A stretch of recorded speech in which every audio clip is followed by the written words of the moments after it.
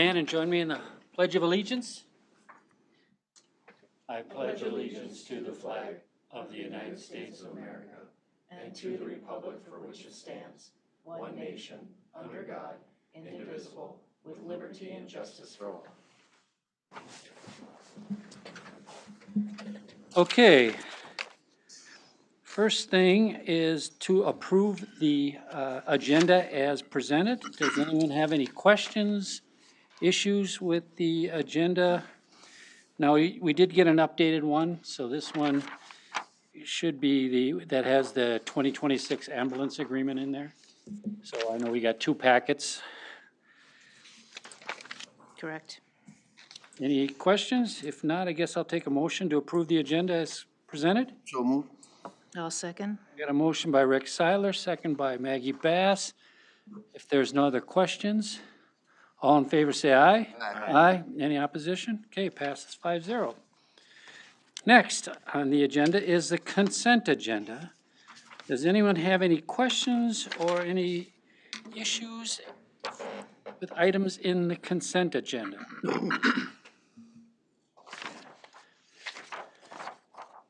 If not, I guess I'll make a motion to approve the consent agenda. Second. I got a second by Rick Seiler. If there's no other questions, all in favor say aye. Aye. Aye. Any opposition? Okay, passes 5-0. Doesn't look like we have any government agency updates today. Public forum, again, this is a time when anyone can address the council. I do not have anyone on the list. So I guess we'll move on. Public hearings, we have one public hearing on ordinance number 358. And that's regarding the vacating certain easements in the plat for the new business park. Ken, do you want to give a little introduction to this and then? Yeah, I've just got a very short summary for the council here tonight. So if you recall, back on February 17th, which is the same night that the city council approved a purchase and development agreement for the sale of the last two industrial park lots to Aventus Investments LLC, we introduced an ordinance and scheduled the public hearing tonight for the vacation of a drainage and utility easement located between lots 4 and 5, Block 2, New Prague Industrial Park, 11th edition. This will facilitate their combining of the two properties and the construction of a single 50,000 square foot building for multiple tenants in the industrial park. We did provide notice to all utility companies and adjacent property owners, and as of the time of writing the memo, we did not have any comments regarding the vacation of the easement. However, we are required to hold a public hearing at tonight's meeting. So with that, I can turn the floor back to the city council to get the public hearing opened. Okay. Is there any questions at all from the council before? Okay. I guess I'll make a motion to open the public hearing. Second. Second by Rick Seiler. If there's no questions, all in favor of opening the public hearing, say aye. Aye. Aye. Any opposition? Okay. I do not have anyone on the list to speak about this I'll move to close. adoption. I would say, Mr. Mayor, even if no one signed up, since this is a. Right. Just in case. Yeah, if anyone would like to speak on this item, come forward, state your name and your address.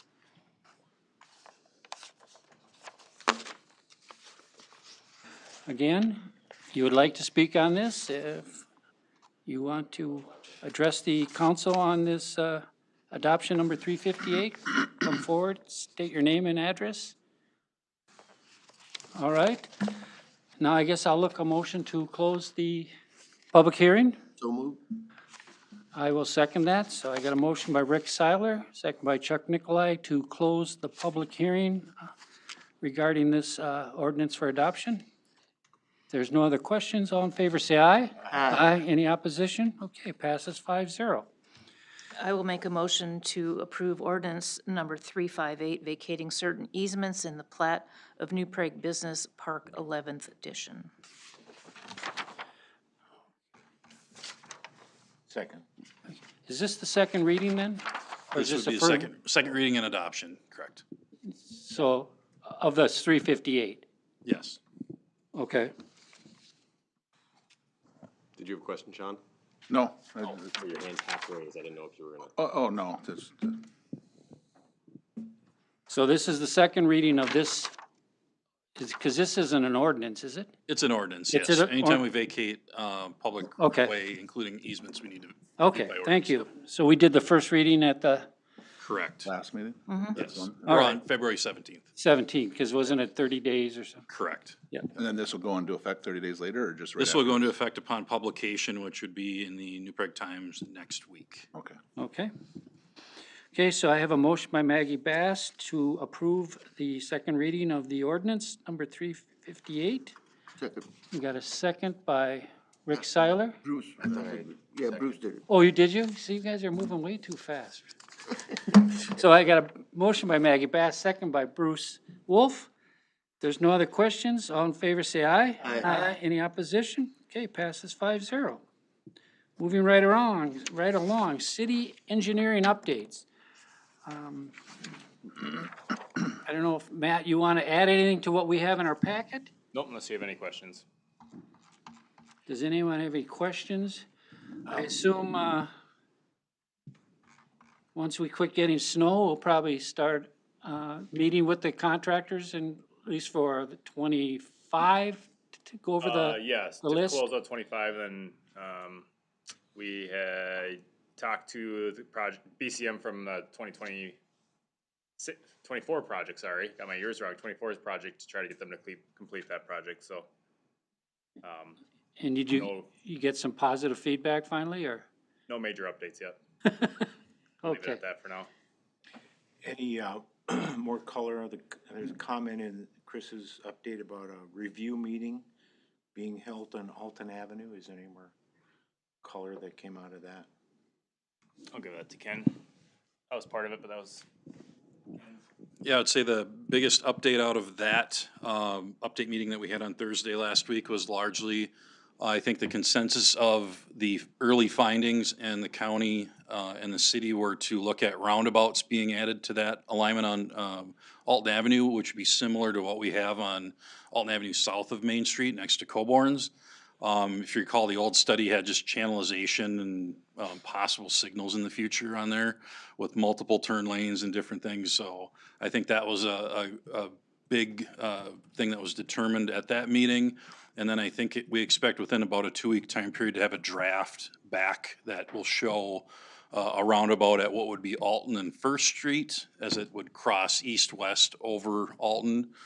And then I believe they will also show a roundabout at where Alton would intersect with 12th Street Northeast, kind of, we'll call it close to the wastewater treatment plant, but that intersection as well. It actually helps straighten out the alignment a little bit of 270th. That's that gravel road that runs over to Faith Point Lutheran Church. Yep. okay. And then that will eliminate the curve. It would Eventually. largely get rid of the curve on 270th and that intersection, but you still have a curve on Alton as it kind of has to connect back up with County Road 15 as it comes south from County Road 2. Okay. I'm not sure if as a result of this meeting or maybe Josh's update, but then was there an agreement or understanding that the project would be a phased-in project? Like improving just a part of the road? Yes, that's to be determined. Some different things could happen there. We would likely have phasing on different portions of the road for construction, and also be phasing on what portions would need to be potentially closed with a median being closed off, depending on the traffic levels and development that would happen adjacent. So similar like we have with Alton Avenue adjacent to Coborn's, there are open medians basically between Main and Third that will eventually close. We'll probably have something very similar here as well. And depending on how much of the roadway is needed for certain developments, you may or may not need to go all the way to the roundabout to have kind of an alternate way to circulate back out. Those things have not been determined yet at this point. But is it safe to assume that the substantial part of the improvement of that whole road would not be done at one time? I would say it would be very safe to say that, correct. Okay. Okay, any other questions on the engineering updates? Okay, if not, we'll go to, next on the agenda, ordinances for introduction. We do not have any ordinance for introduction, so next on the agenda is ordinance for adoption.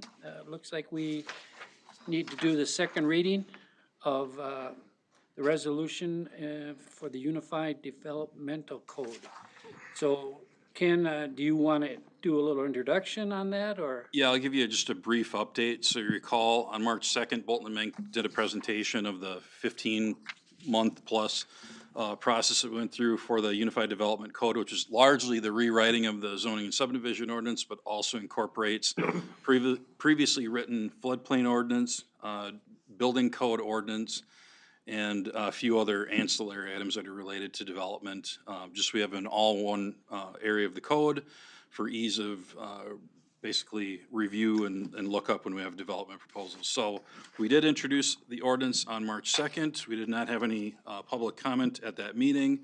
I did want to note the UDC draft or final draft that was in the packet.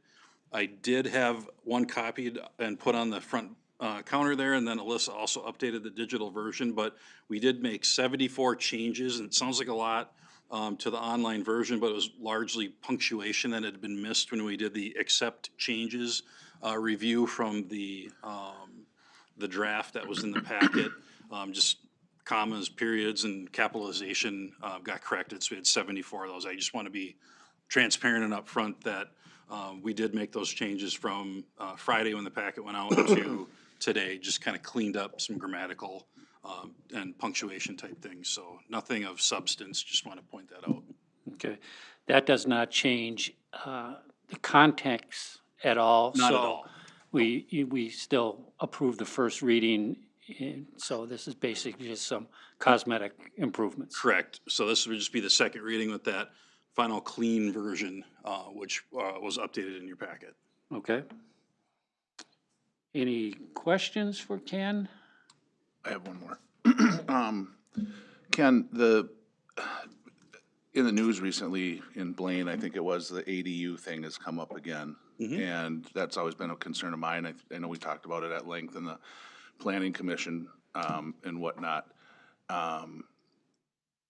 Does this still give the city, I'm fine if it's a family member and whatever else, but when people do it to just make more income, or because of a political feeling that they have, and allowing, or not even renting, just allowing other people to stay in these, is that still a permitted structure or ability, or? Yeah, so I'm gonna pull this up out of here. So we still do have in this draft accessory dwelling units being permitted in all of our single-family residential districts. What that would allow, and let me just get to that particular language here. 1 second as I get to that. Can you tell us the page, Ken? Yes, once I find it, I will let you know. I'm just in the definition area, I didn't. read Yeah, how so the whole- definition doesn't really get at whether, family members or not. I just wanted to get to the, kind of the meat of the ordinance. So if you go to page 169, whoop, now it jumped on me.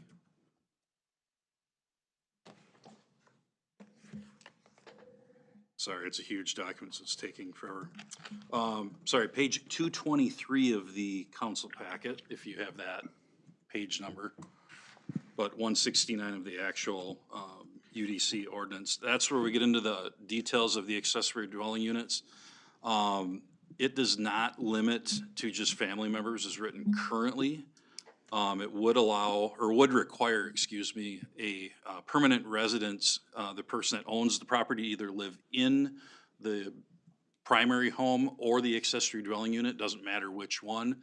So you can't just have a tenant and a tenant. Right, well, I think what the problem was, and what was caused the uproar with some of the neighbors, was that this individual really wanted it to bring in homeless families or something, or just the homeless in general.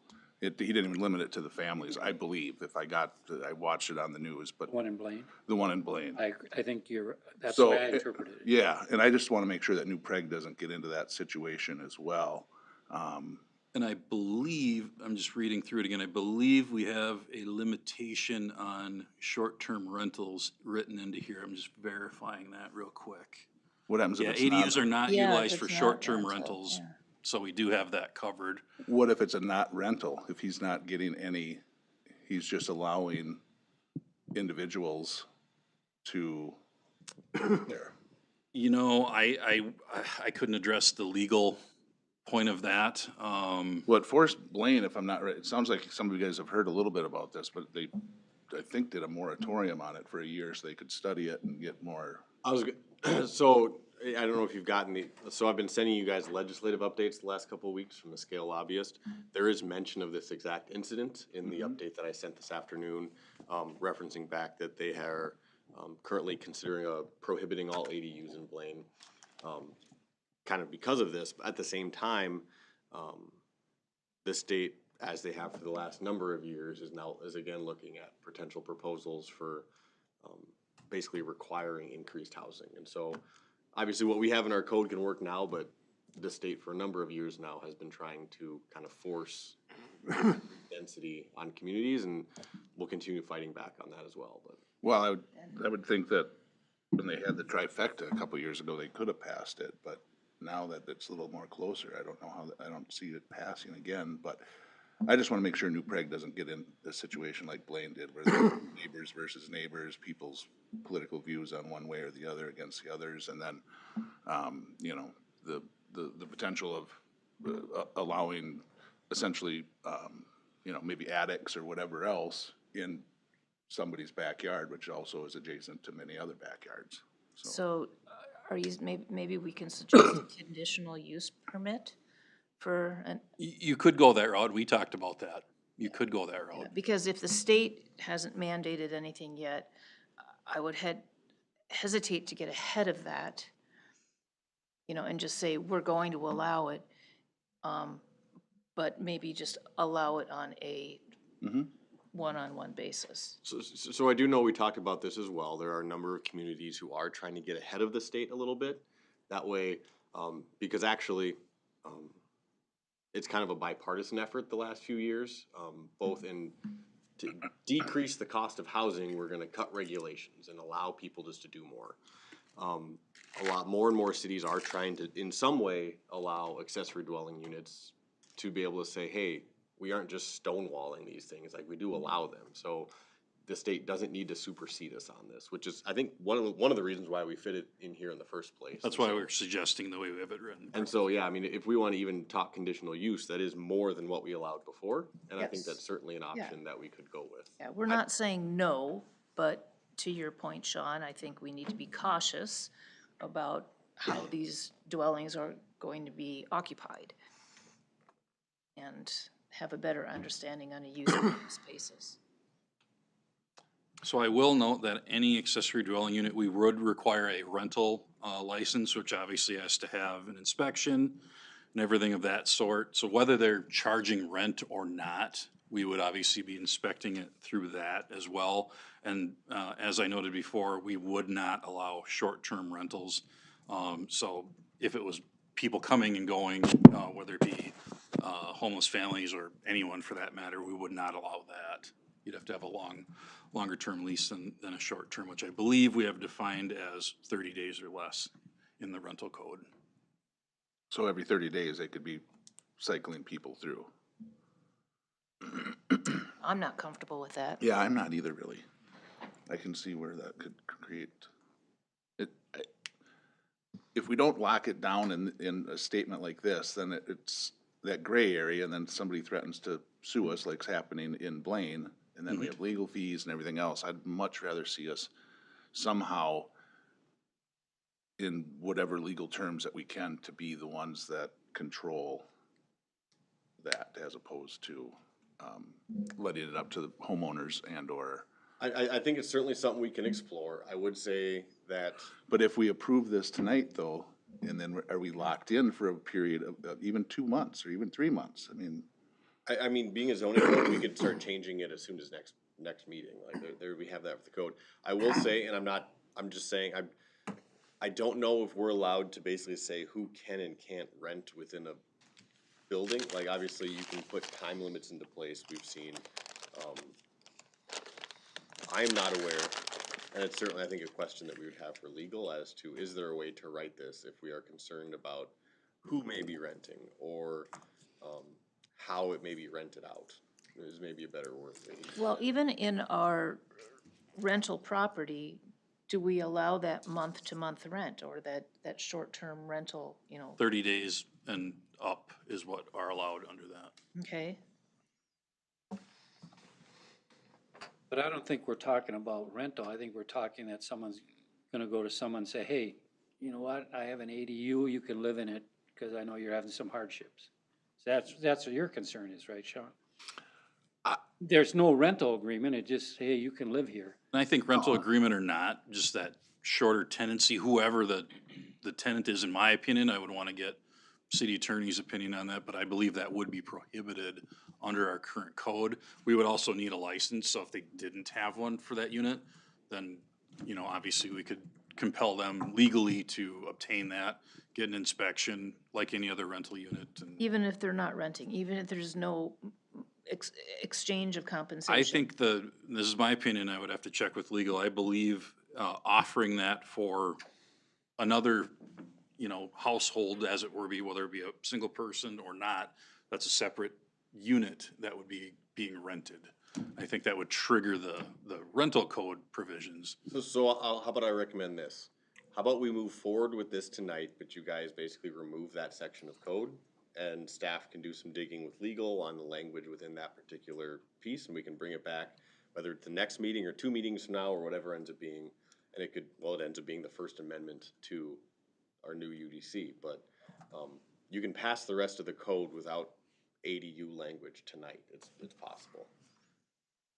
I would be okay with that, yeah, just so that we can explore it just a little bit deeper. Yeah, I think that works if we can pull it out. Okay, and we can pull that out in the second reading? It's, Yeah, Yeah, I mean, yeah, you're not you're not adding anything. you're not adding anything Okay. at this point, so. okay, any other questions? Okay, I guess I'll look for a motion for this resolution, pulling out the, It's actually an ordinance, to be clear. pardon? I just want to make clear it's an ordinance, not a resolution. Oh. Yep. The ordinance, okay, I'm We sorry. do have a resolution next, but Oh, okay, I might jump in okay, the ordinance, pulling out the accessory dwelling units section of the ordinance. So moved. Okay. I'll second. And I got a motion by Rick Seiler, second by Sean Ryan. So that would be section F, right? Or letter F of the, correct. okay, so letter F of the, just for clarification, to be taken out and revisited in the future, so. Okay, I got a motion and a second. If there's no other questions, all in favor say aye. Aye. Aye. Any opposition? Okay, passes. Now we have the resolution, right, Ken? Now the resolution would approve summary publication of the ordinance, so we have to put the 269 pages of the code in the paper. I know the paper would probably love that, but I don't know if we can afford that. Are we gonna get a Christmas card from the paper? Okay, I'll make a motion to approve resolution number CC 26031602, a resolution approving the publication of ordinance number 359 by title and summary, noting that the ADU section of the publication, of the ordinance rather, is not published. Does that make sense? okay, Sean, I got a motion by Maggie Bass, seconded by Sean to approve resolution number CC 260316-02, taking out section F of the ADU part, so. If there's no other questions, all in favor say aye. Aye. Aye, any opposition? Okay, passes 5-0. So what will be published is a link then? Yeah, on our website, we'll have that available, and a full printed copy that people can come in and look at. So the newspaper will have a link or just the address to. Oh, the summary publication, you just say they can check our website. We won't put the actual link in there. Yep. So we don't have to have all pages and, No. Nope. it'd be the biggest Prague Times they had in a long time. Hate to see that. Okay, next, Sean, do you want to talk about, or Sean or Robin want to talk about moving the money from the ambulance account, Fund 651 to Fund 101? Sean? I just had a quick question that Chuck and I were talking before the meeting. So, with this, the corrected version was what, 209,000 that's gonna go into the general fund? Correct. Is that, is that money's gonna be used for the new police station on the buy down of those bonds? Or did we have that fulfilled with all the funds we transferred at the last meeting? So we haven't identified the intent of those account closure funds yet. Yeah. So at the end of 2025, we'll have it on our assigned funds, like fund balance listing. You guys get that after, or like when we're presenting the audit, we list what our fund balances are designated for. So this would be a line item as one of the designated funds to say this was ambulance and now it's under the general fund. So it's not just gonna get commingled, but as far as a plan for that, that's still to be discussed if that's gonna go for police station contingency or potential needs for City Hall. Yeah, so if you remember when we were kind of going through that, we discussed this is one of the fund sources for not having to borrow against contingency. This would be it. I guess my recommendation at this point was to continue to let that sit just to make sure that that project gets wrapped up and doesn't need the cash. And then afterwards, at that point, we would discuss of where this 209 would get designated, whether it's for City Hall repairs or whatever that may end up being in the future. But as of right now, there's not a specific location. This is just closing out the funds for the bookkeeping part, and then we'll keep track of it on the other side for the next few months while the police station's being completed. What, I guess my other question would be, why didn't we do it on the last meeting when we did all the other ones? Why did we wait for this one specifically? I mean, we talk about not commingling funds, but it seems like if I had all that information on the last one, because I thought that covered the bonds, and now all of a sudden we're pulling this one out, it just seems makes me just a little suspicious. I'll That's the honestly type of speak to, I forgot. It was just a change on the 26 budget that we took away Fund 651 and put it in the general fund. So full honesty of being human, I have a Post-it note throughout the year. I have to close these bond accounts. I have to close these really old accounts. And since we just made that change, it was something we talked about. Didn't make my special Post-it note list. And I think it was the day after the council meeting, I came to Josh and I said, I should have closed the ambulance fund as well, just to have it wrapped up. Okay. It wasn't on the auditor's radar either. It's a discussion for those funds we already did with the auditors. We go through like which accounts are kind of dormant. And this one wasn't on their radar either. Not trying to blame them at all. Yeah. But it just wasn't discussions because it's a new closure and new budgeting area. And so. it wasn't dormant. Like it was used in Correct, 25 when they paid rent, and then we had some expenses. And so Yeah, like we still had activity in December. at the end of 25. at the end of 25, this is a fully functioning fund. Okay, great explanation. Thank you. I appreciate that. So, Sorry that I get a little, so with the, Error?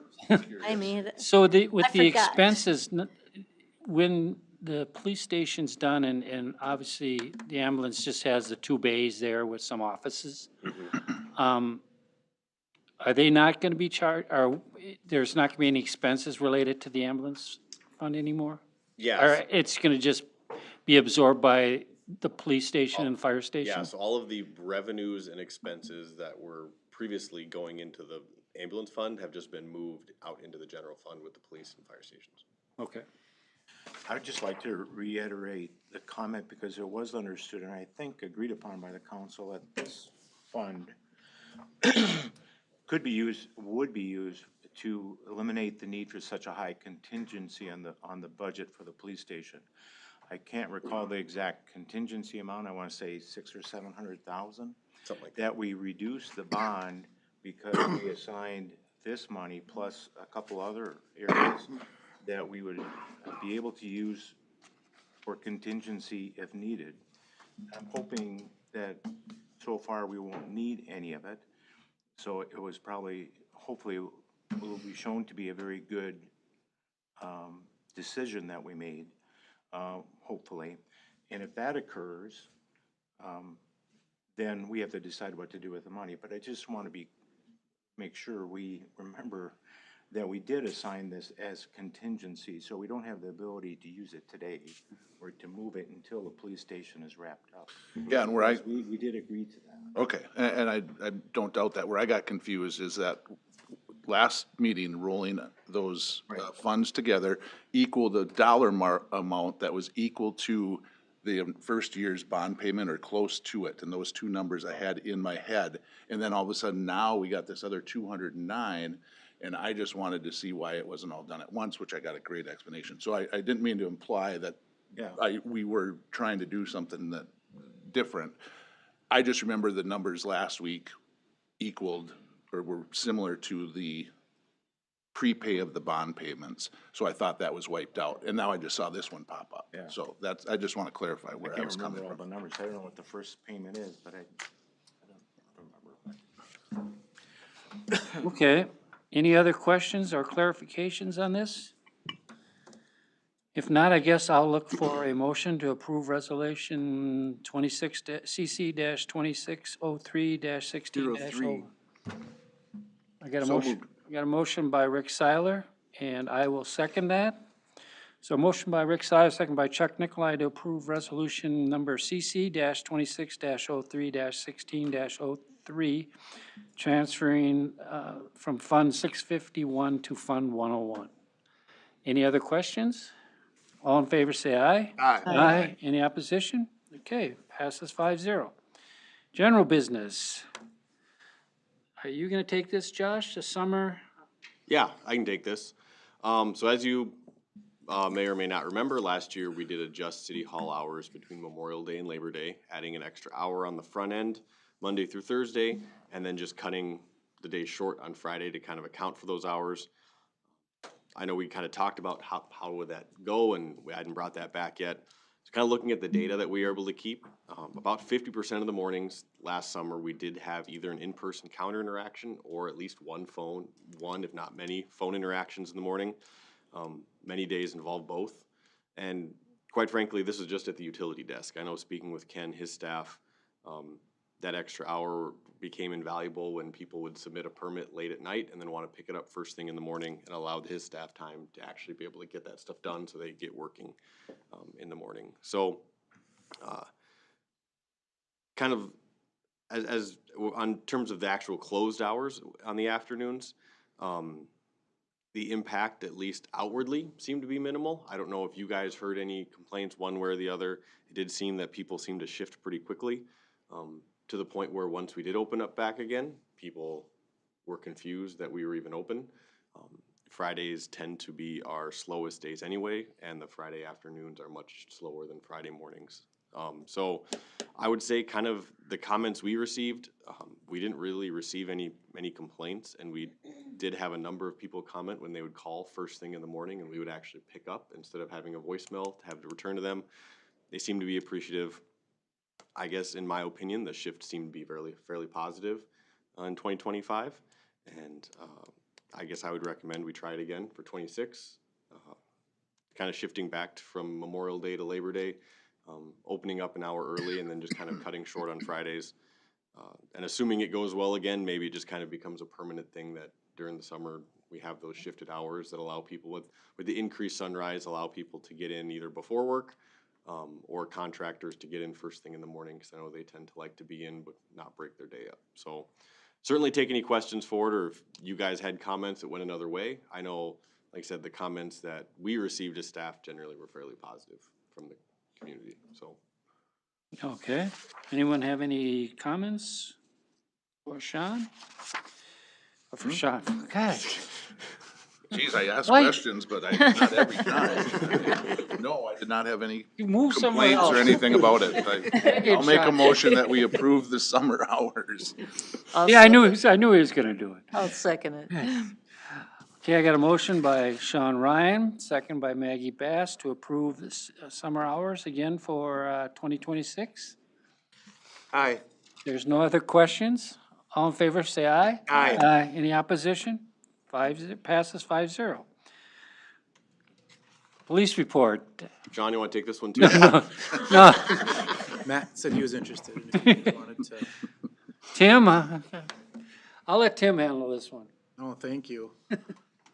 Wanted to provide, I think we've talked about in the past, kind of an overall snapshot of the police department on an annual basis. I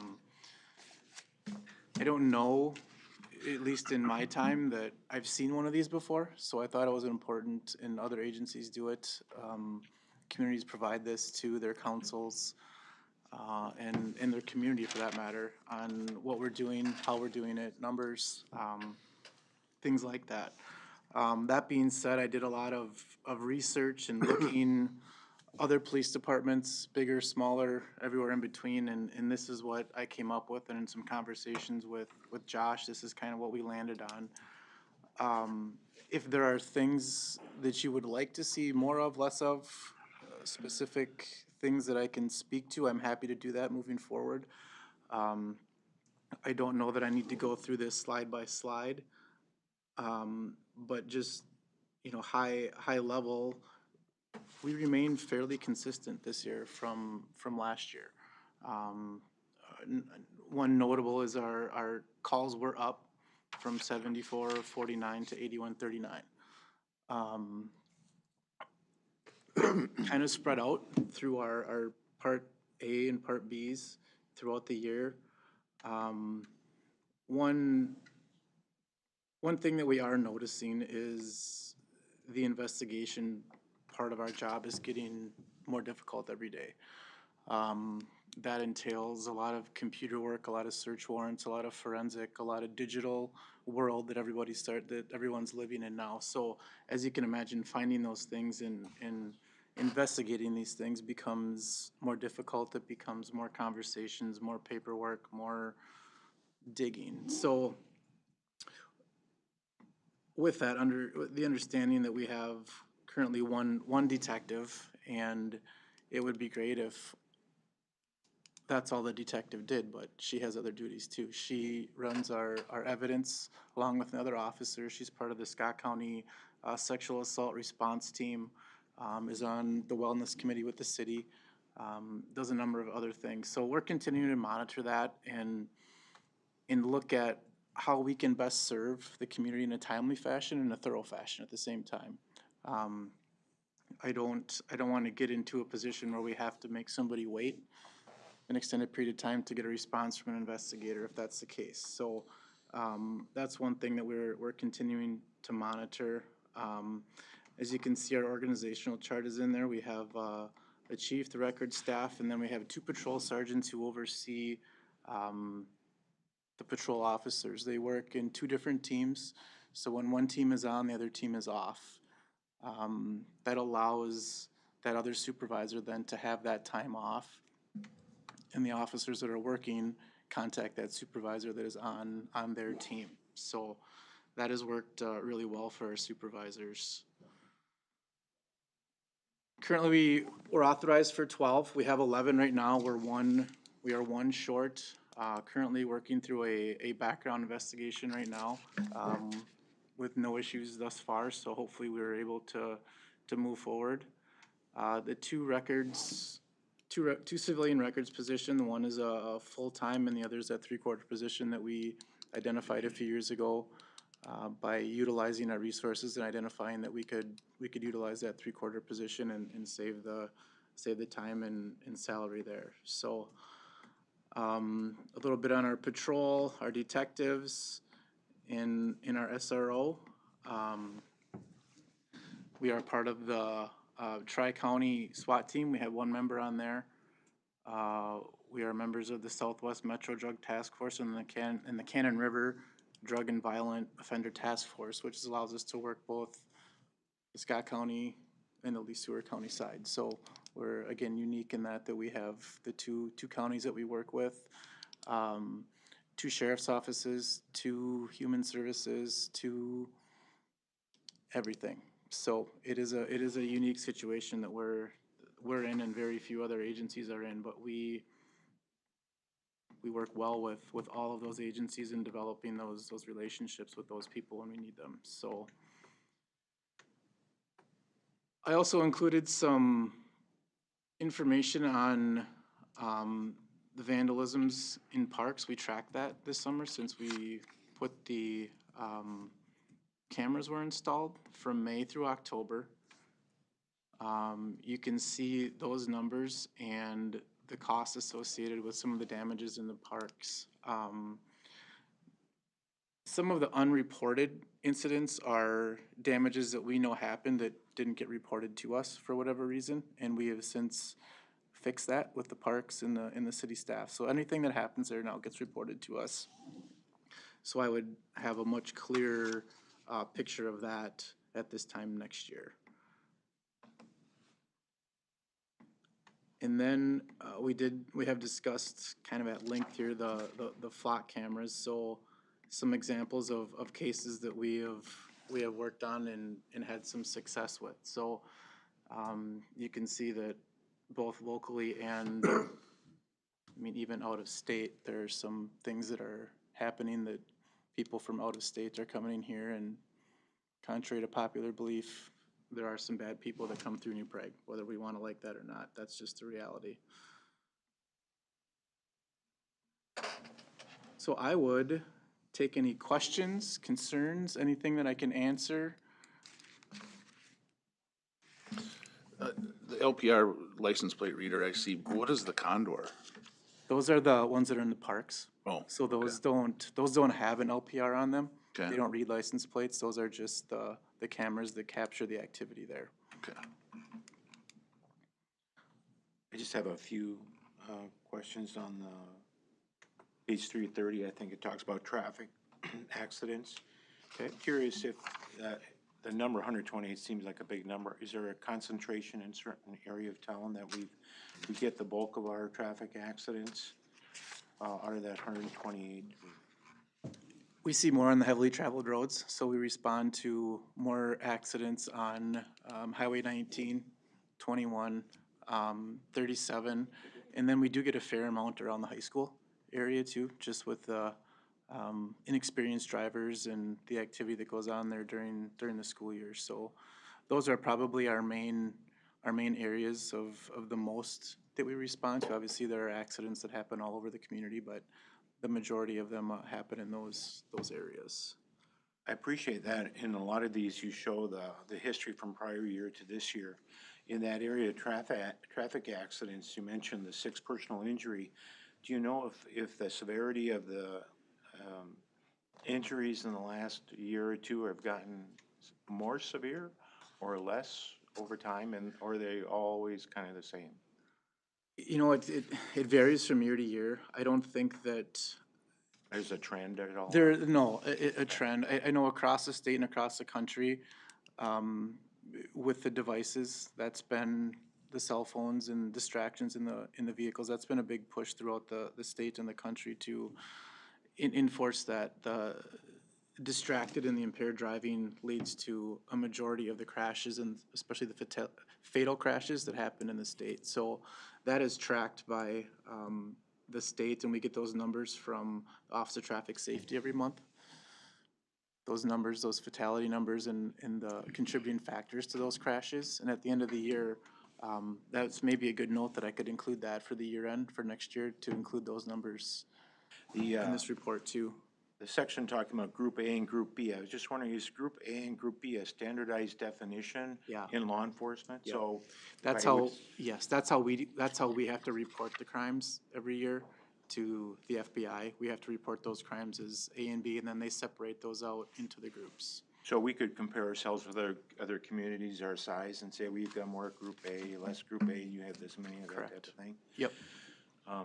When people consider someone a safe community, is that how you measure it? Or how do you measure what's a safe community? Or do people even have such a thing? There are different metrics to that. It's how you want to quantify, you know, when you think about Part A and Part B crimes, what is the drug violation, right? Was it a possession or was it a big drug ring, right? So that could still quantify as a a drug violation or an assault. Was it a first-degree felony assault, or was it somebody punched somebody in the face and it was a fifth-degree assault? So I think when you start to look at how bad is it, yes, you can compare these numbers, Part A and Part B, but I think in order to compare yourself apples to apples, you need to break down those numbers with the city you're comparing to see what exactly those cases entailed and were they charged out and what were the,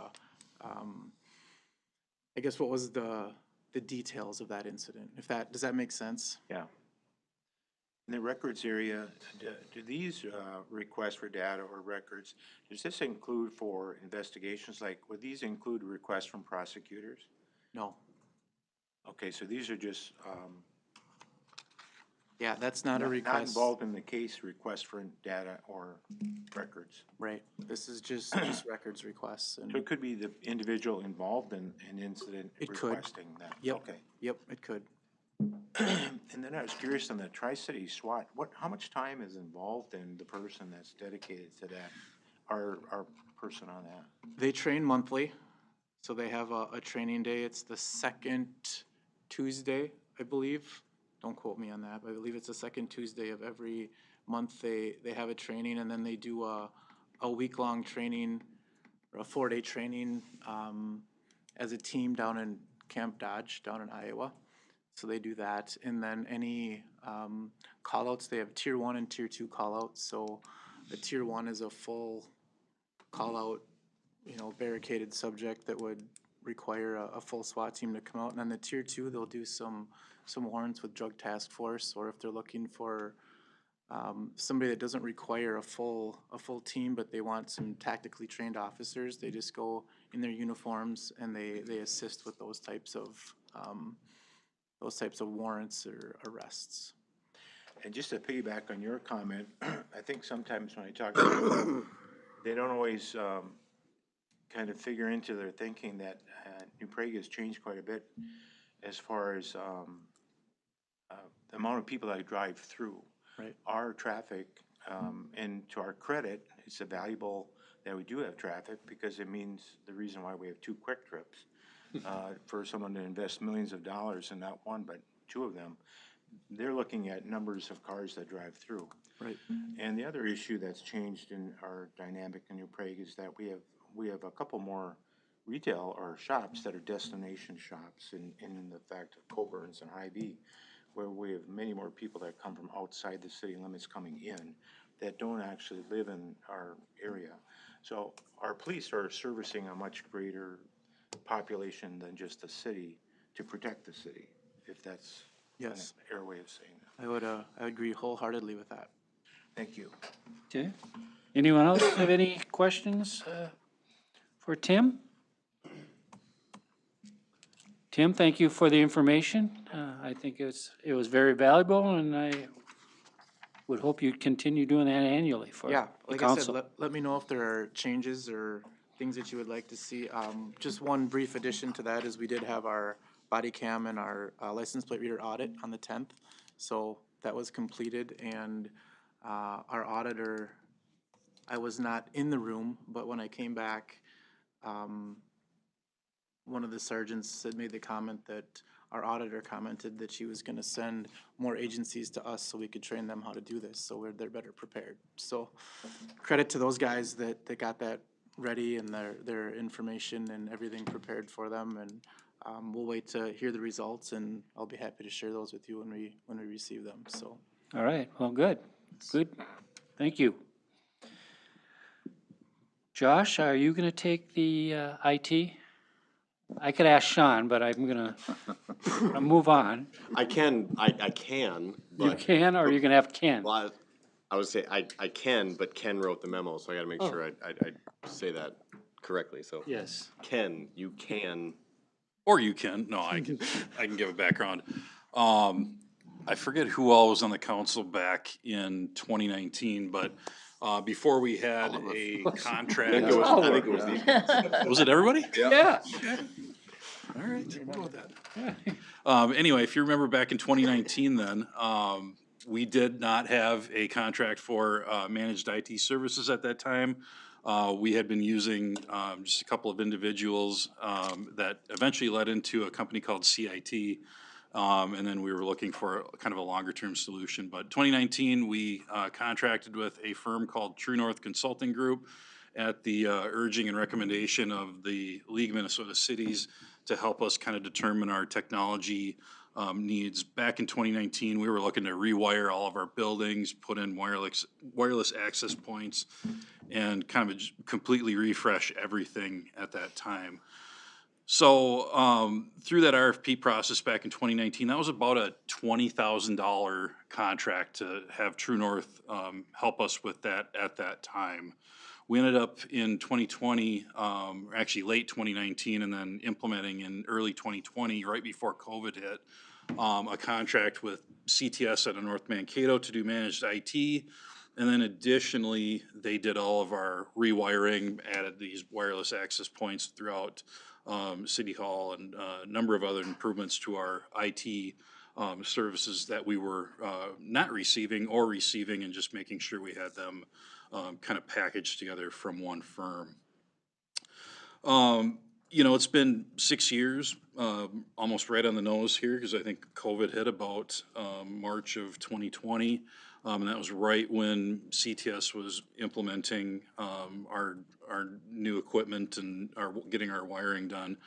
And we just wanted to make sure that in the course of that 6-year time period, are we getting the service that we should be getting, basically reevaluating our needs. And in order to do that, felt it would be appropriate to put another RFP out to managed IT service providers, whether that be CTS resubmitting or other firms that might be interested in providing the service to the city of New Prague.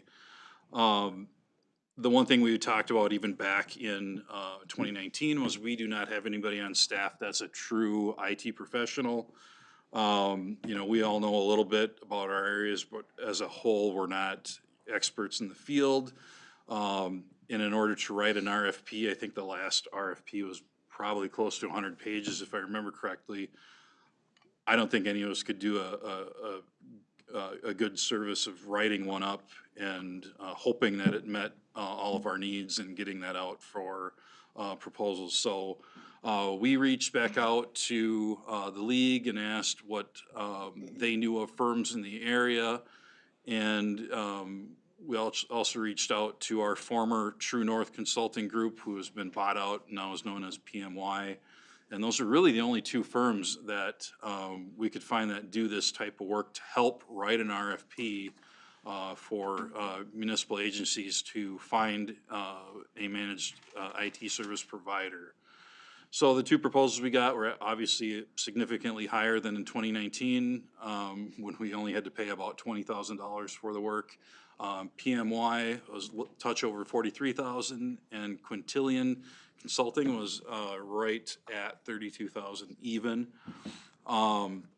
We did put the two proposals in the packet for you to review. They're very similar. There's not much variation in that, and these firms are the two of the very few that even do this type of work anymore. But ultimately, Quintillion has the lower cost. They came highly recommended by the League of Minnesota Cities, who has been utilizing them more recently for projects that they have internally, and they are also recommending them to other cities as well.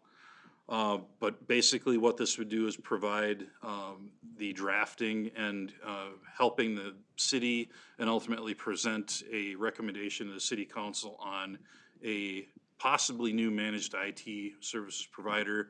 Could also obviously lead to the same provider that we have currently, but may have a different look in the type of managed IT services that we are provided ultimately in what we need. I think probably one of the biggest things that gets brought up quite a bit is we do not currently have 24-hour coverage for IT issues for the police department. That is kind of a continual issue, I would say. Tim could probably speak to that a little more, but over time, that's become more and more of an issue. So this would help get us some of those items incorporated into a new managed IT services RFP. And I don't know other Josh, Robin, if you have anything else to add to that, but I wouldn't say we've been unhappy with CTS, but, you know, obviously as we have grown into, we never had a managed IT services provider prior to CTS. It's kind of a check and balance in a way to make sure that we're getting that value, and are there things that, you know, we're missing out on? You know, technology changes quickly. You know, what else should we be looking at out there that we just aren't thinking of because we're not in the field? Yeah, very similar to, I mean, we did our city engineer a few years ago. I think we did our financial advisor last year, and IT was just kind of next on the docket almost, so. Yeah, certainly stand for any questions. I know, like, as we've talked about, even coming this year for the 2026 budget, we did budget a certain IT that we weren't necessarily planning on spending all this year. Some of that comes into savings for future unexpected costs and or future known costs, such as every 4 or 5 years when you're looking at upgrading server equipment instead of paying for all that in 1 year. So we do have kind of designated IT dollars already set aside within our current budget that would be able to handle this. Do we have a current contract with CTS? Yes, we do have a current contract with CTS. I'm trying to remember the exact language on what it's at this point, it's a rolling contract with Okay. with a just time period to get out. I believe it's 90 days or 60 days or something like that. I can't remember off the top of my head, but we did look that up. But yeah, So it's an automatic renewal only with a 90-day or 60 to 90 so day yeah, out. something like that. What is that costing us a year? I believe right now, Roughly. yeah, I'm just trying to think. You look at the bill every month. I believe it's a little over $12,000 a month we pay for. I think it's about 13,000. $13,000 a month for basic services. That doesn't include, as Ken mentioned, outside of customary work hours. So if a patrol officer who only works at nights has a problem, we have to pay like emergency rates for that. I would, as Ken mentioned, I would hope with this, if nothing else, we maybe almost run 2 contracts, 1 contract for the police department, 1 contract for the rest of the city to hopefully handle some of that off work hours. But yeah, I believe right now the standard monthly bill is a little over $13,000 a month. So Tim, is CTS doing all the wiring and everything at the police station? Yes, Okay. their portion of it, yeah. Okay. Any other questions? Okay, I guess I'll look for a motion to approve the recommendation to go with, what is it? Quintillan Consulting to help us write an RFP for our IT services. I'll make a motion to approve the proposal from Quintillion Consulting in the amount of $32,000. Second. Okay, a motion by Maggie Bass, second by Rick Seiler. If there's no other questions, all in favor say aye. Aye. Aye. Any opposition? Okay, passes 5-0. Next is the ambulance thing, and I think, Josh, you're gonna take this? Yes, I can take this unless Sean wants to. No, I'm gonna run that joke into the ground. So I did include the update. We're gonna change your name. That's fair. Usually Jeff. I did include, so we met with the ambulance for our quarterly meeting on Friday afternoon after the packet had already gone out, so I didn't want to have Alyssa have to re-release the packet again. But I did include their kind of year-end update in paper on there. It has also now been included on the digital version, if you want to go grab it there. But basically, we met them real quick at the end of 2025 and went over the year. Generally, it looks like call volumes are down, but it is how they are trying to keep track of actual calls within cities. They used to keep track of their calls based on the truck that was supposed to be in New Prague, how many calls that truck was doing. But if that truck ended up in Mankato after a transport and then got a call and could do 2 or 3 calls in Mankato before coming back, in the old days that would count as New Prague stats. Now they're keeping New Prague stats in New Prague. All that to say, you go to the end of their update. This year, they are looking at about $520,000 loss in New Prague. I bring that up because as we got to discussing about their potential with our, I'm stumbling over all my words, current agreements expiring in May 1st. They really have only one ask, I guess, changed. They'd like a slightly longer contract. According to them, their finance team likes a little more written stability. And they are also requesting that, I guess, the rent and utilities at the facility be waived. Their request comes off of the fact that they have had a couple bad years just generally across the board. And I know as anecdotally as I've been involved with ambulance both here and at my prior job, you are hearing more and more where ambulance services are actually requesting a small, basically stipend for being able to provide services. And I was straight out asked, is that something you could be requesting this year? And they said, no, we don't plan on requesting that with the next contract. We don't think we're there where we need something like that yet, but so to that end, the contract that I included in your packet does basically change to a 10-year. They would request anywhere from a 5-year to a 10-year. Even though it is 10 years, it does still provide language both for the city and for North to get out of the contract at any time throughout. For any reason, you'd have a 365-day out. If for some reason there was insufficient levels of ambulance service or Maggie would know the term, not meeting the terms of the agreement, we would have a 90-day out period built into the contract. I did also include a draft of the potential new facility lease, basically with their request to eliminate rent payments and utility payments within there. And I know, I guess my recommendation being, as I look at it, I know that speaking with both Chief Applin and Chief Rinda, they do thoroughly enjoy working with North Memorial. I know Chief Rinda tells horror stories, and I'm sure Tim could as well, of speaking with their colleagues in other cities, working with other potential ambulance services. We seem to have it good here.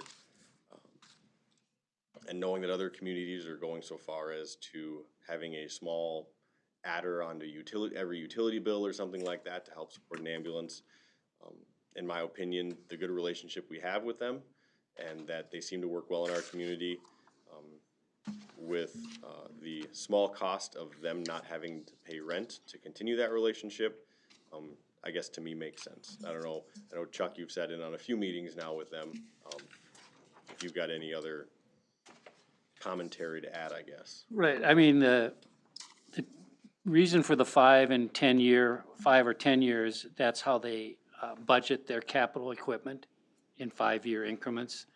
So that's why, instead of the 3-year that we currently have, that they would would like 5, obviously a 10 would mean a little bit more longevity for them to do the capital equipment type of budgeting items.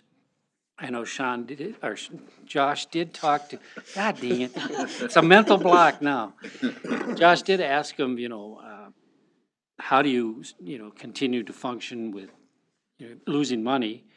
And he said what the CEO and the president of North Memorial feels that it's their obligation to make sure everyone has a vehicle or someone to get them to, when they're in need, to get them to a facility. And Yeah, I mean, he was honest. He said it's a combination of that. It is a combination of, they obviously don't want competitors coming into Right. territories they currently hold. And I think, I mean, off the records, they've spoken past meetings about hopes that some sort of legislation at the state or even federal level starts to make this palatable again. I know a large majority of their revenue comes from Medicare and Medicaid payments, and they make very, very, very, very little on those Medicare, and they don't cover their costs when the federal government reimburses them for runs. So I know that they continue to hope that something can happen there too, to once again make it more palatable, I guess. But yeah, they he was honest. He said if for some reason we have this contract, a lot of their people like living here. Like he didn't know if they'd continue to work for them if for some reason didn't. So there did seem to be a real desire to figure out how they could continue to operate here. And I know in the past that we have had struggles of, the term of the contract.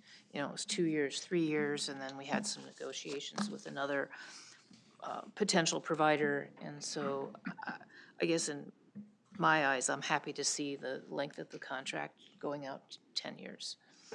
I think it's a very valuable service to New Prague.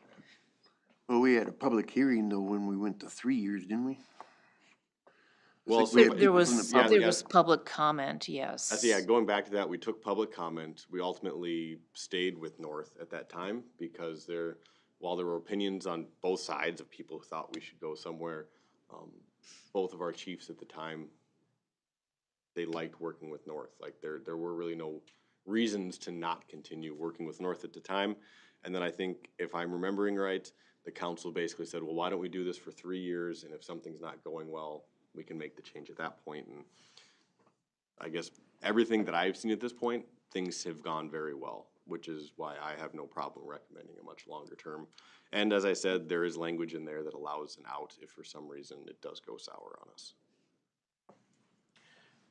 Your previous comments mentioning about competition, keep competition out of the area, seems inconcurrent with the previous comments about substantial loss and why would you stay in that type of thing. So the previous renewal was a very difficult circumstance and situation for a lot of different people. And it was, I still have scars from that, but so I know that we went through that process. Part of it back then, North Memorial had costs that were attributable to North Memorial administration in there. And so I don't know if any of that's still the case now, but that's how it was explained to me back then. So this could very well have changed. I think they did change how they accounted. And all of this is really compensation for people that actually live in or work in New Prague. I don't know that, or if we're paying for support from North Memorial Hospital and all that. I don't know the details. I'm not sure the number is going to change that much, even if it does, because it's been a very difficult industry to work in. I think we even approved an application for a grant for them a couple years ago. I think that they received money from the state of Minnesota that we helped them facilitate to get it. So the dynamics have changed quite a bit in 3 years to the negative side for this kind of industry. But that makes me think too, there's constantly work trying to be done to improve it, and certainly in the outstate areas of Minnesota. So what it's going to be like 2 years from now, 3 years from now, 4 years, I don't know, but I'm kind of thinking there may be some changes since things have changed in 3 years. So that's why I'm a little reluctant on a 10-year lease to try to support something like that. When our previous agreement was 3 years, I think that's too short. But this rental agreement, I didn't see in this verbiage that we have the opportunity to get out, except for 6 months or something before the expiration. So I may have missed that, but I just didn't see it. And I think you're referring to the agreement for ambulance services, which is a separate agreement, correct? Yep, so I've got And two. we can get out of that in a certain amount of time. Yep, so I've got 2 agreements in your packet. If you go to the lease facility agreement, and I'll say that because I know you guys are looking at one big PDF and I look at little ones, so I don't have the page number. Oh, yeah, there it is. It says, yeah, section 6 under termination, if it either will terminate 10 years from now, or if the tenant ceases to provide ambulance services. 359. But that doesn't provide the city to terminate for any particular. Well, so if you then go to the if the city terminates the ambulance services in the other agreement, I believe that is section 6 in the services agreement. it does provide that any party may terminate the services agreement with 365-day notice or 90-day notice if they break some term of the agreement. And then the lease contract is then linked to that. So if they're no longer providing services, the lease contract automatically terminates. Now, to that point, Bruce, with this long of an agreement, maybe it makes sense to say, hey, maybe we do a services agreement for 10 years, but a building lease agreement for 5 years. And so we can reevaluate the situation 5 years from now, and if things are looking healthier at that point, maybe we can, say, look at rent again or whatever it would be. I don't think the building lease agreement has to necessarily follow along with the services agreement, if that Yeah, makes but they're connected, I mean. Yeah, I guess I'm not sure why you wouldn't want them to be the same. Well, only that you were talking about, like, if the status of the industry changes and maybe they're getting reimbursed a lot more for Medicare 2 years from now, and now they are better able to float a rent payment. We're services are going for 10 years, but in 5 years, we'll look at the lease agreement again, and maybe in 5 years, we will start charging them rent and enter into another 5-year lease for the 2 bays. And that's all I was saying for that. And so it kind of looks at the potential lease agreement halfway through the services agreement. Well, I can't speak from experience and understanding the financials of all this. I'm aware of the difficulties and some of the challenges they have, but at the same time, looking for the residents of New Prague. When we built the police station, we had made overtures that we need to renegotiate the lease, increasing the lease payments because of the new building and the facilities. To turn around in this short period of time and think that we're not gonna charge anything, it seems to be a gigantic step to, regardless if it's 500,000 or $5 loss.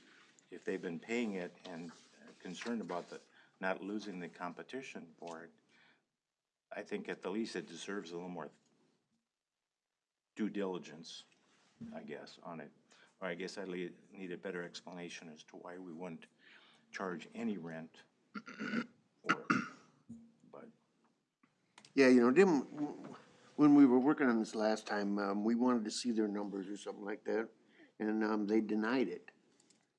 Now, are their numbers, they're reporting that they lost money off of us this year, or, right now. How can we even tell that? I mean, say, I didn't make as much money last year, so you guys are gonna pay more now.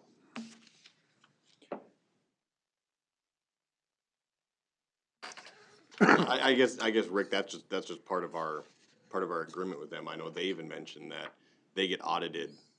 What did they say, Chuck? 3, 4 5 different agencies audit them annually, just due to the business they're in, I guess. And so, I mean, the numbers that they're giving us, allegedly, I mean, according to our agreement, they'll share that financial information that they do with us quarterly as to where they're at. And so, short of us, I guess, auditing them to verify their numbers like that, I feel like that's what we'd have to do if that's kind of the comment you're making. I don't know what that would even cost, or whether, like, they wouldn't have to necessarily come to an audit from us.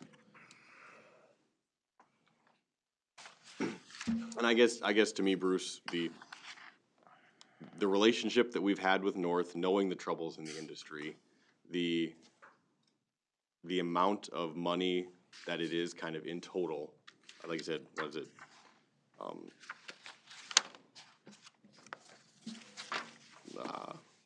$15,000 a year, or just under that, is why I guess I am okay maintaining that relationship to help keep them in New Prague. I guess that's just kind of where I stand on that. Like I said, I know talking to both Steve and Tim, they had nothing but great things to say about North Memorial, and wanting to try to keep that relationship as well. Who was involved in the discussions with North Memorial about the lease agreement? The 4 of us kind of talked about with them at their meeting on Friday. The 4 of who? Oh, yeah, sorry. Myself, Chief Applin, Chief Rinda, and Chuck was there as well. Okay, thank you. so you've come to the conclusion that you can't keep the rental payment the same, that they would walk away? I haven't come to that exact conclusion. I guess That was the only thing they were asking. That was the only thing that they were asking for was They the weren't rental. asking for any other stipend or anything at this time. Right. Could we waive them for a year and, Well, I mean, I don't, don't I don't like doing it either. well, I'm. Well, yeah, I know, looking back at the last one, I think their request was just that it holds steady, to what we, if you remember right, last time, 3 years ago, I think their one request for the building was that we hold rent steady at what they had been paying, that they, cause we'd kind of gone back and forth a little bit about raising it at that point, and they basically, they, I think at that time, they had kind of said, well, if the rent goes up, then we don't know if we can make this work, and they would just keep a truck in town. Right, and they without- said without it being they in were the gonna garage. think about building their own building and getting a different spot, and they went through that exercise too, and they said they were gonna do that. That they were not gonna use our facility at a certain period of time too, after that discussion too, so. You know, it's, in a short period of time, 3 years, there's been a lot of things talked about and deliberated about, but. Yeah, If they were gonna build a new building or rent a new building from someone that was gonna build it, I think at the time. Yeah, see, if I remember right from that conversation, when we had gone back to them about raising the rent, that is when they'd begun exploring, well, Right. does it make sense otherwise? And we ultimately kept rent the same, and for them, it didn't make sense, they couldn't work the financial numbers to find anywhere, like, I would say even at this rate, they're probably getting a subsidized rate for where they're parking their ambulances, like that, it's just, it is. Well, I think that's agreed Yes. upon by everyone. Yep. That it, before and after.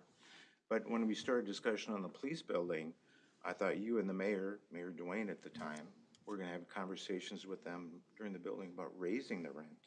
And yeah, Because we're providing the new facilities. Did those discussions ever happen?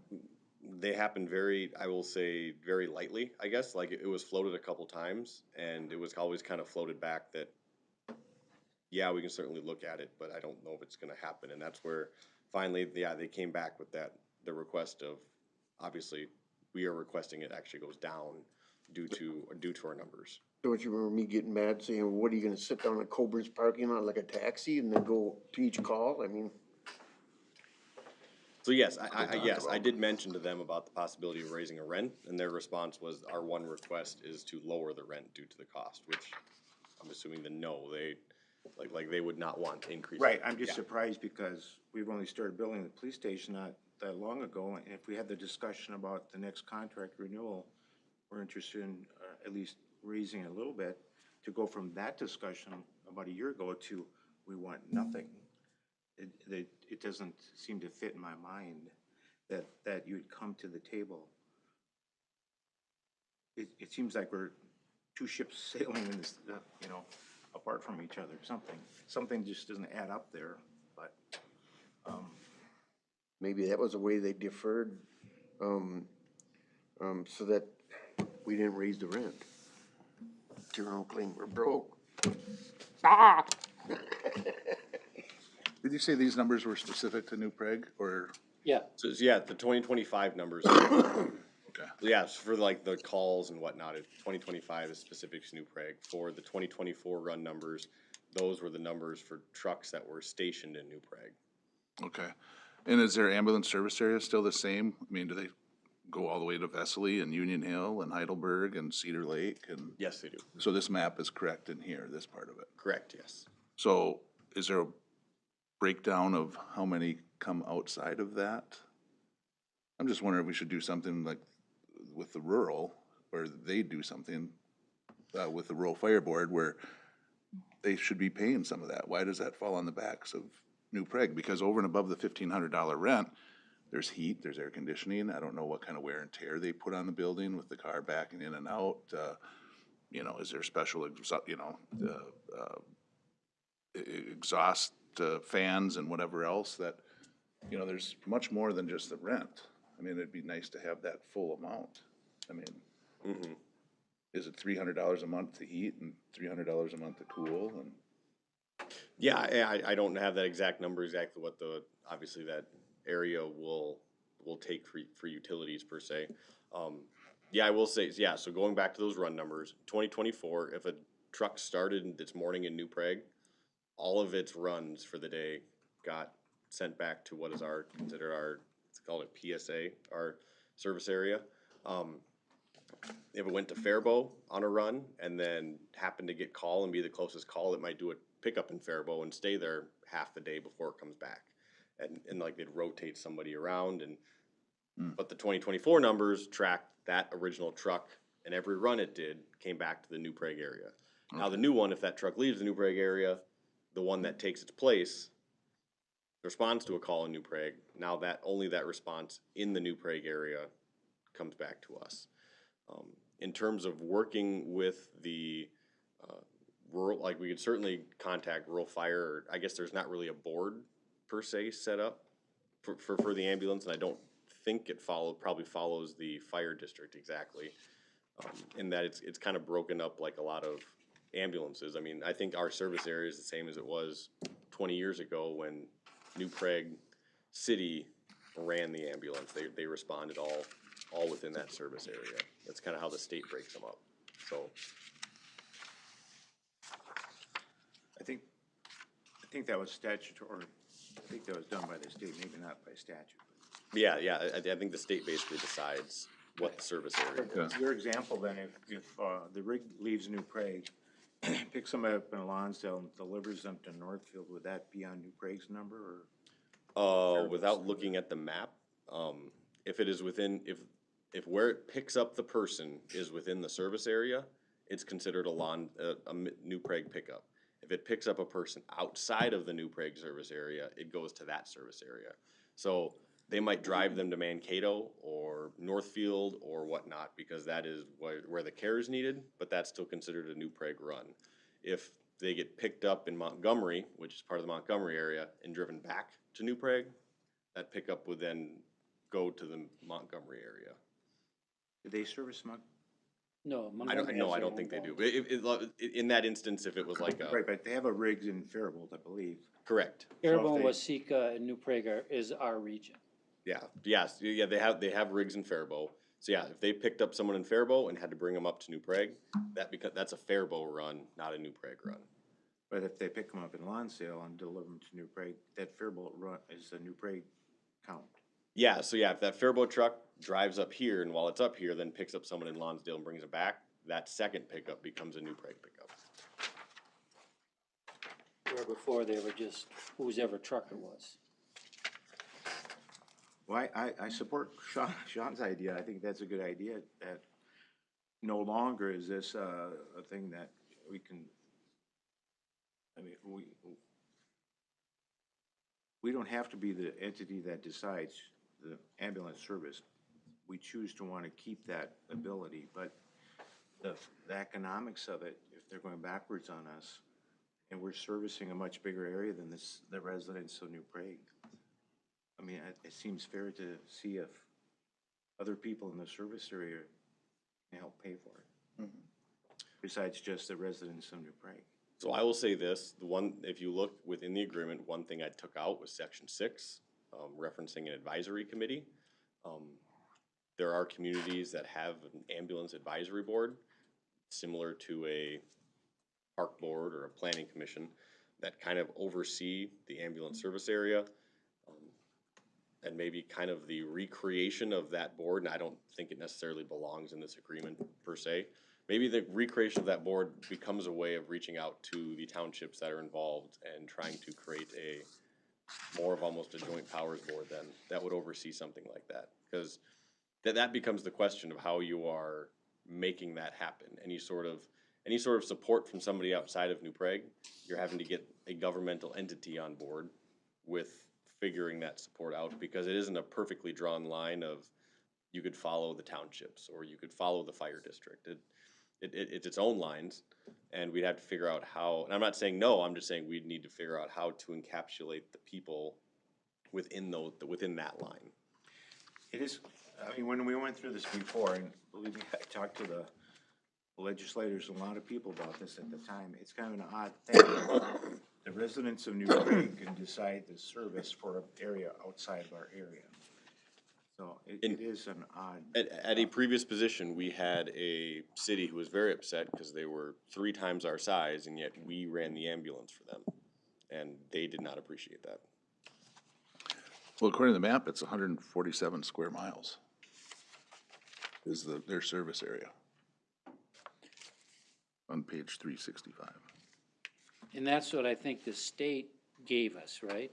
When we had our own. Correct. So we were told, don't ever give up your territory.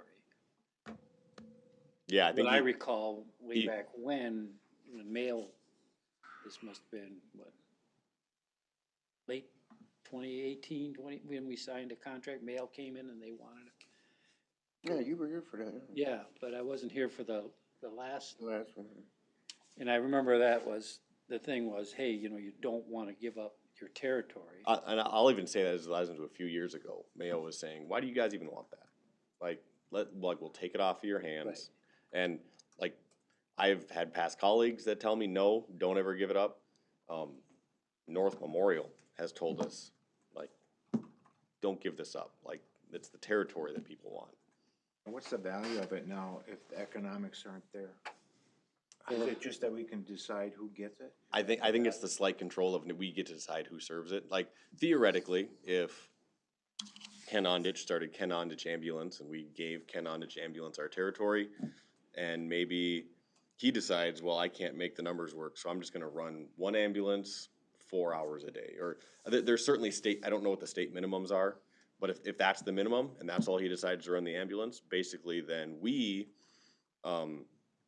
get a lot of aid calls. Like, we start having other ambulance services have to respond to us. Or if maybe Ken then picks up a second one, but he keeps his ambulance up in Shakopee, we are then at the whims of having to wait 30 minutes for an ambulance to show up from Shakopee, where when we have control of the territory, we get to decide I hate to who is servicing that. disappoint you there, Bud, but we got Mayo ambulance service right there, a block away. We have Mayo Hospital. We don't have Mayo Mayo We ambulance. could ambulance. use their ambulance service, they have one. We've been down that path before. But I don't know, I don't think they would dedicate an ambulance in town. Yeah, so I guess I'll That say was this. the issue that we had before with Mayo. Oh, no yeah. question they would. Yeah. No Yeah, question. yeah, I'll say this, when I was at my previous job in Dodge Center, we were 20 miles away from Mother Mayo, as it was referred to. And they wanted our ambulance service, and we were told, don't give it up. Like, Mayo may hang out in town, but if the numbers start going south, they'll just start sending an ambulance from Rochester. They'll stop housing the ambulance in Dodge Center. So that would be the one thing that I'd fear of us giving it up, is we no longer control where that ambulance comes from to service our territory. I'm not advocating we change. Yeah. I don't know anything derogatory, and I think they do a good service. I'm not advocating anything as far as the service. But just to be clear, we had two proposals, and Mayo's proposal did provide for a full rental of the property and service of units and dedicated units on site in our city. So that, there was not a question about that. And actually, after, I think you went back to Mayo because we wanted to take another run at it. I think it was you. Sure, yep. I think it was him too. And I don't think they appreciated being rebuffed, and They were not interested at that time. so we ended up taking maybe less than what the city had wanted to take. So as far as the service, there could have been arguments made that they would have provided a few more whistles and bells, but the city council unanimously approved renewing it with them.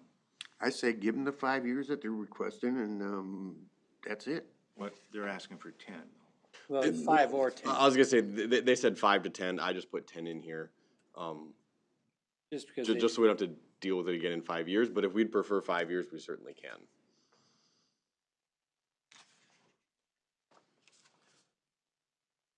I mean, eventually, if they don't turn things around, either they'll drop us or they're gonna ask for some compensation to have the service, in my opinion.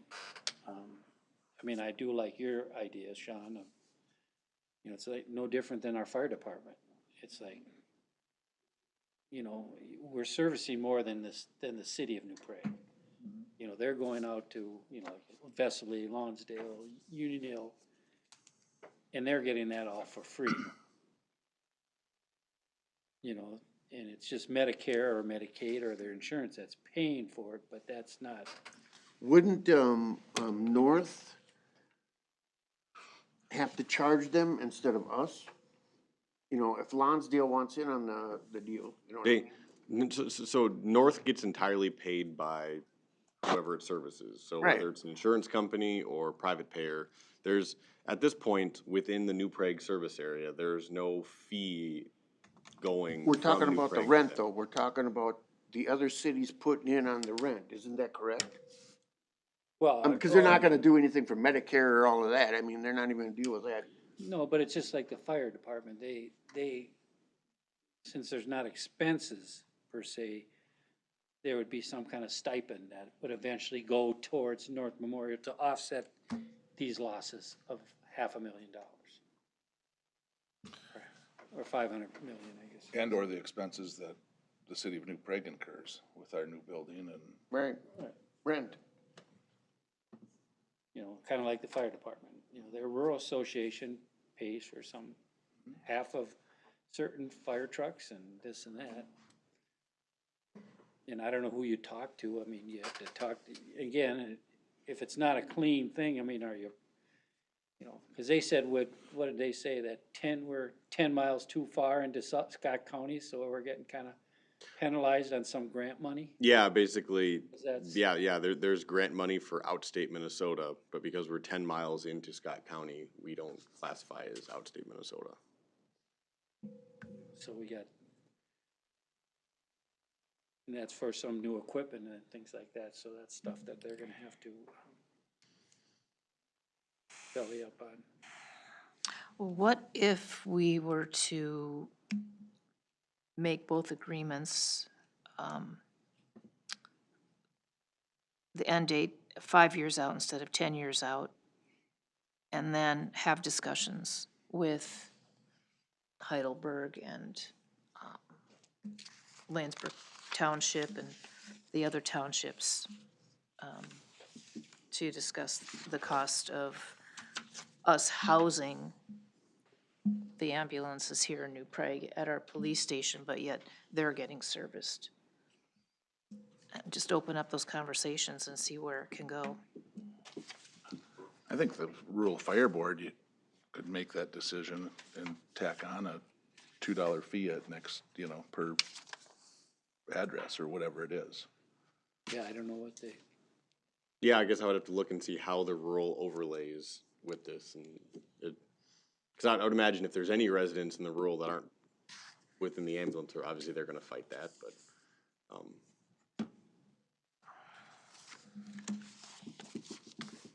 I don't know, there hasn't, Covers 43 more square miles than our fire district. oh, it does. Oh.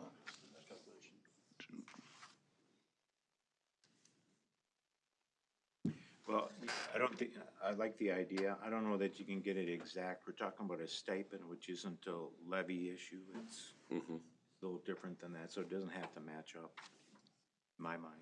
If someone wants to volunteer and support, if Helena Township wants to support it, or whatever township, or whichever. I don't think they're gonna be, I mean, it's obviously up to them, but I don't know that they'd be levying a direct levy for this purpose. yeah, I don't know how they would pay a stipend. yeah, I don't know how they do the rural. yeah, I'm not sure how they. I thought it was just a yearly fee that That they pay every whatever month. Property staff. And you get the blue sign with the number on it and you're in. So Yeah, I don't know. if it's how- $150 a year, they make it 155 and 5 of it goes to the ambulance service or tie it in. I don't know if we legally can do it or whatever else. I'm just thinking, I don't know if we'd have to go to each individual township and each individual city and try to coordinate all that. Cause that seems like that'd be a lot of work for, Yeah, which so, isn't necessarily a lot of money, but it's, I mean, it looks like basically Fair the thing. only cities really is Heidelberg and Vesely, right? in Union Hill. Oh, that's right, it's not Union Hill and St. Bennett, but I think it's from the township though. Yeah, Helena and they're all covered, yeah. Right. I mean, I think that's something we should explore. But if we're gonna explore that, do we tell North, hey, we'd like to keep the rental as is, and but we're gonna explore do we give them a time frame within a year that a decision will be made, with the townships that they're gonna start paying a fee to the city, which will then get given to North Memorial for having that service? Or just put towards the expenses. Yeah, that's what I was thinking too, heating, air conditioning and, all of that toward the expense that New Prague is having to pay for the 2 bays and the offices. But what if it's more than that? Well, it sounds like they agree to pay utilities. They didn't specifically mention utilities. I made the assumption that it was included in there, that they didn't wanna pay it, but so within here, I took the utility payment out as well, but we can certainly leave that in too. That was my thought on it as well, that they're gonna be in there for free. Mm-hmm. Yeah. Yeah, that's, Across the board. yeah, I thought the red line showed pay utilities, I thought. The red line They showed would take taken it out. out, It's like section 10. Or that they wouldn't pay any utilities either. right. right? It would just be, the utilities would be covered in the police station and fire department's general fund.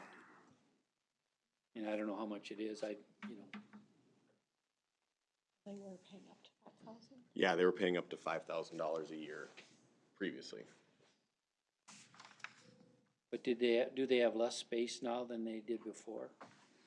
Yes. Well, this is really blowing my mind. From 18 months ago, they're gonna build a brand new building, and now they. I don't think they were ever utilities going to for that. necessarily build a brand new building. I think they were going to explore it to see if it was a cost-effective option. And they quickly realized Right, it and they wasn't. definitely went through the process and figured out the cost, and they did go through that process, so, and,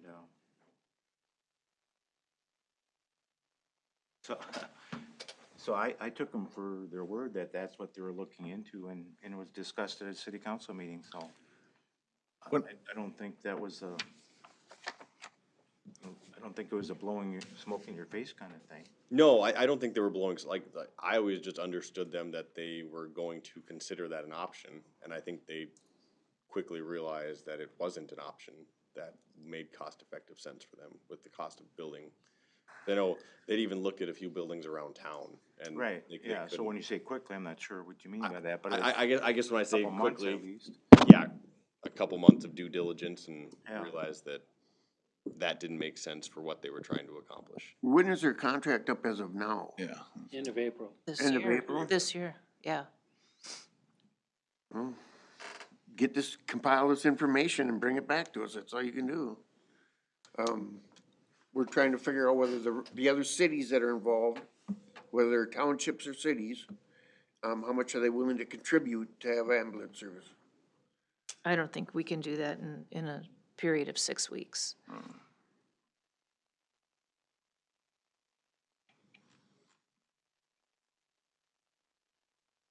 And if we sign a contract for 5 years, there's no threat that's gonna work on any of the townships or the other cities, cause they know we have a contract for 5 years, so why do they have to do anything? I know. But if I remember right, that last time though, we worked for a series of months going back and forth with Yes. public meetings with Mayo and them and different proposals and Yes. presentations when our contract had already expired. And, we opened the mic up and there was a lot of people that had, it was when Ronnie was Yeah, I here. certainly don't wanna get into that again if we don't have to. So where do we go, folks? So I guess we could go back even, do we wanna say we'd like to hold it the same? Maybe we don't reduce it all the way and you say meet halfway in the middle? Or maybe make it an escalator. Maybe you say we'll do 26 for free and 27 at a half and 28 at where we were and.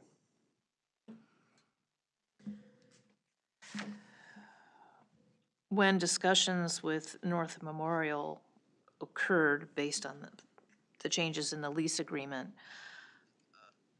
is this where everybody landed? I don't know if this is just where they said this is our one request. As you can see, we're not making any money at this, and so anything we can do to help offset that. So was this We did not as staff tell them, yes, we No. will agree to this. That This was is the a only thing Okay. you know, and, because Josh even asked if, you know, are you guys gonna request some kind of a stipend?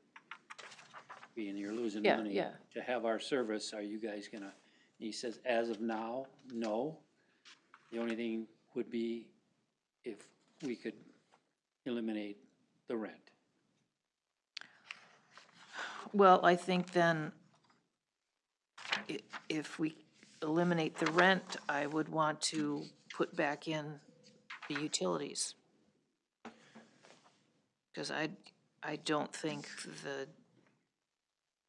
city should have to pay for the bays and their use of the offices.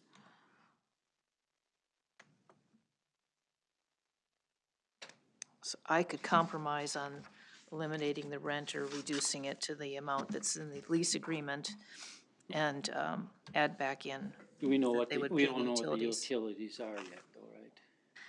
Well, I think, We don't, but I mean, I think, As I said, 500 a month. I'd say, like I said, previously it was $5,000 a year, or $416 a month is kind of what we were charging. Yeah, Just, yeah, I don't know what the new, with less space. I mean, I don't even know if the rent is right. well, let's put a number in there for utilities and see if they'll be agreeable to that, and then reduce the term of the agreement to 5 years. It gives us an opportunity to talk to the surrounding townships. The, you know, I'm just talking out loud, but the rent, the amount, we discussed in the past that it's below market rent that we've been charging them. And even if we stick with that rent and go back to our existing agreement and pay utilities, I think that's what we have now. It's not the most substantial expense that we're talking about in their operation. No. And as they have said, when we went through this in the past, part of the value that they want to service this area is it provides a savings and overhead for the whole group. Was the Waterville and Faribault? Wasika. Wasika and Faribault. So that's part of what they said that they're looking at when they look at the operation as well, so. And I don't know what other cities do. You know, Faribault charges them, or do they, because they're in a city facility, I think.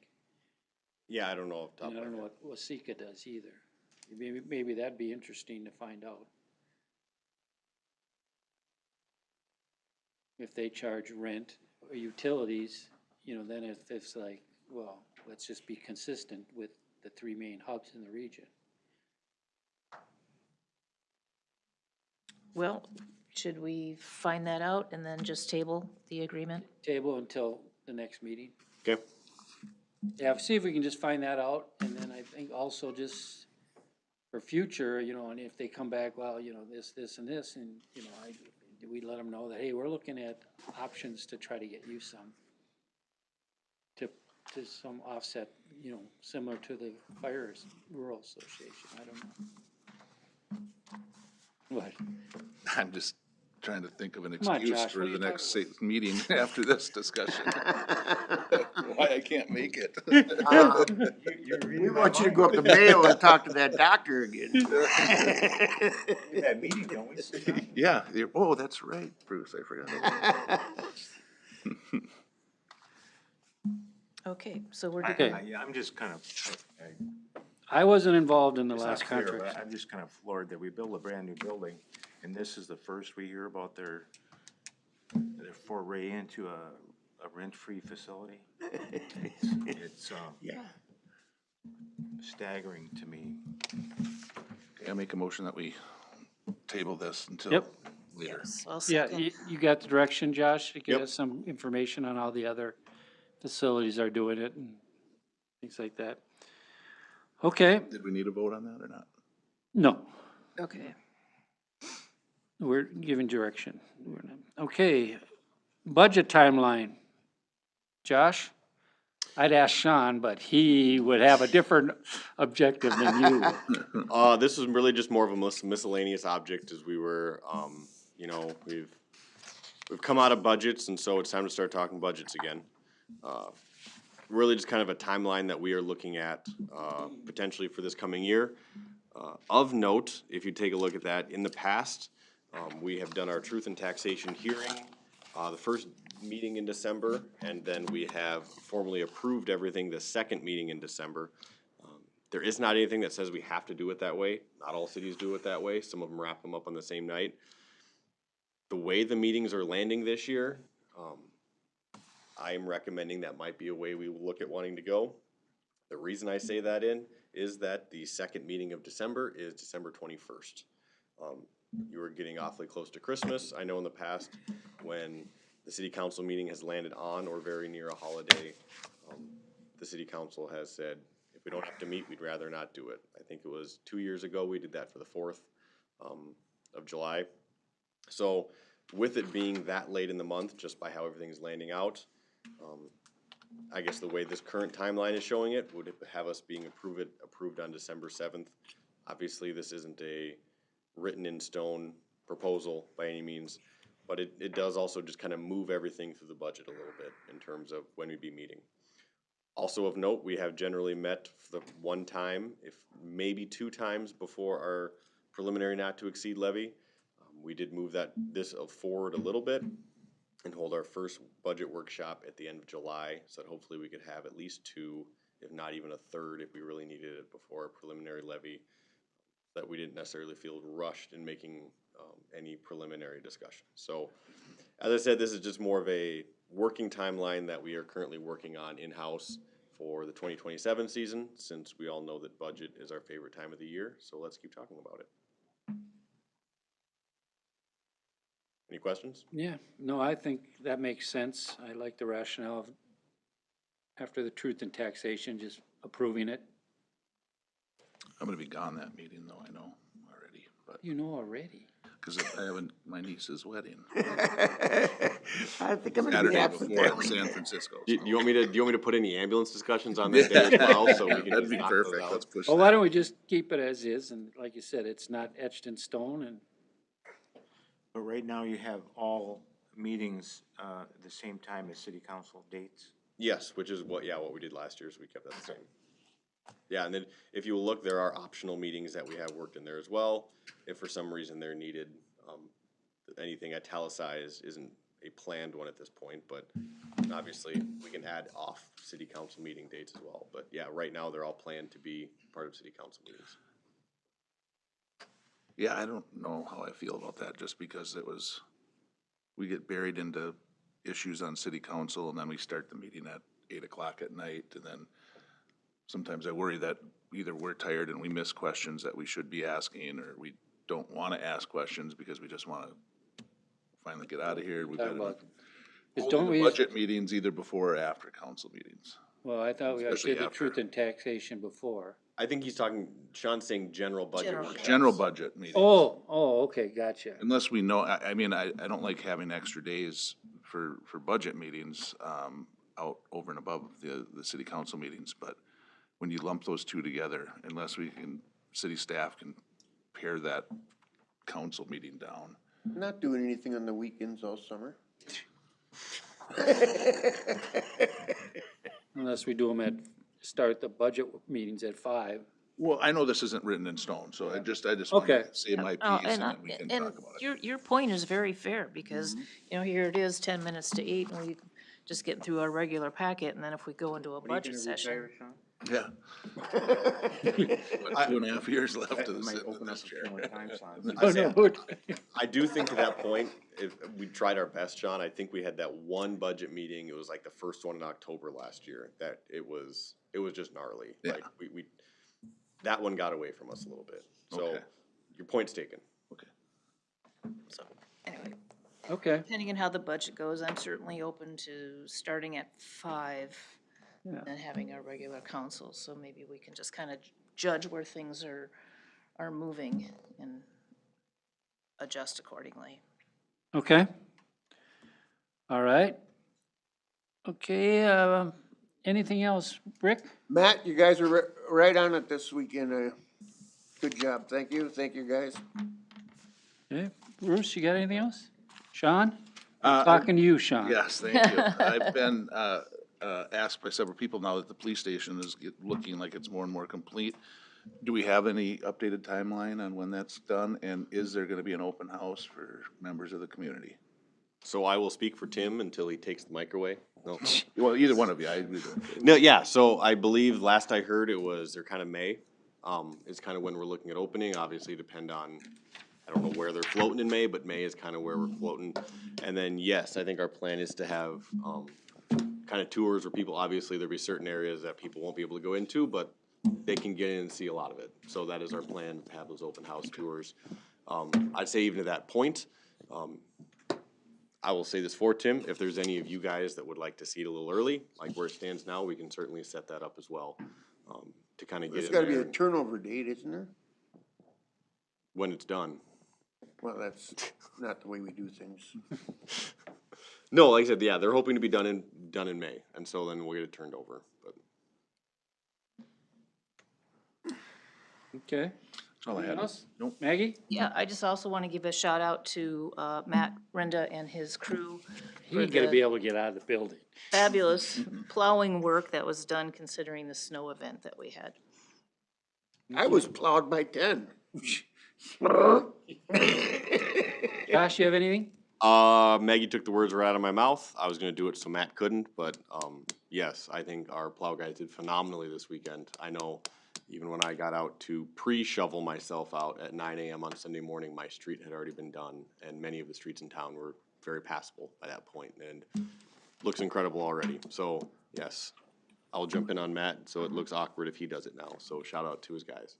Okay, that it? That's all I got. Robin, you got anything? Ken? Tim? Matt? You sure?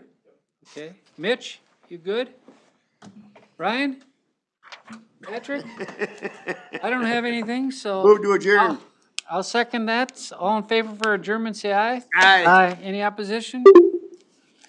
Thank you, everyone.